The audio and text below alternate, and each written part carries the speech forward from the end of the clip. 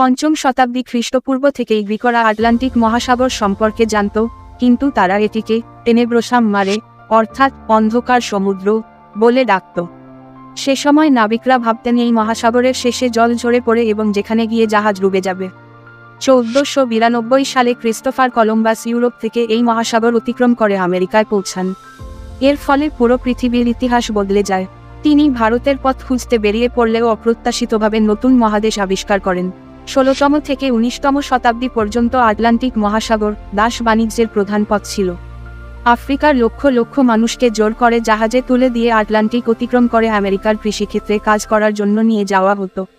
এটি মানবতার ইতিহাসের একটি কলঙ্কজনক অধ্যায়।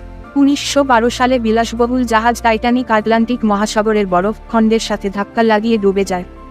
এই দুর্ঘটনায় 1500 জনেরও বেশি মানুষ মারা যান। এটি আটলান্টিক মহাসাগরের সর্বাধিক শোকাবহ ঘটনাগুলির মধ্যে একটি।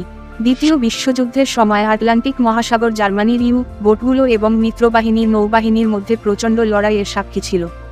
জার্মানিরা ব্রিটেন জাহাজগুলোকে ডুবিয়ে মিত্রবাহিনীর সরবরাহ লাইন বন্ধ করার চেষ্টা করেছিল। এই সময়ে বহু জাহাজ ও নৌসেনা হতাহত হয়। এই 5টি তথ্য আটলান্টিক মহাসাগরের ঐতিহাসিক গুরুত্ব ও তার কাহিনীগুলোর কিছু আভাস দেয়। এই সাগরটি কেবল ভৌগোলিক সীমানা নয়, মানব ইতিহাসের চড়াই উতরাইয়ের এক গুরুত্বপূর্ণ সাক্ষী।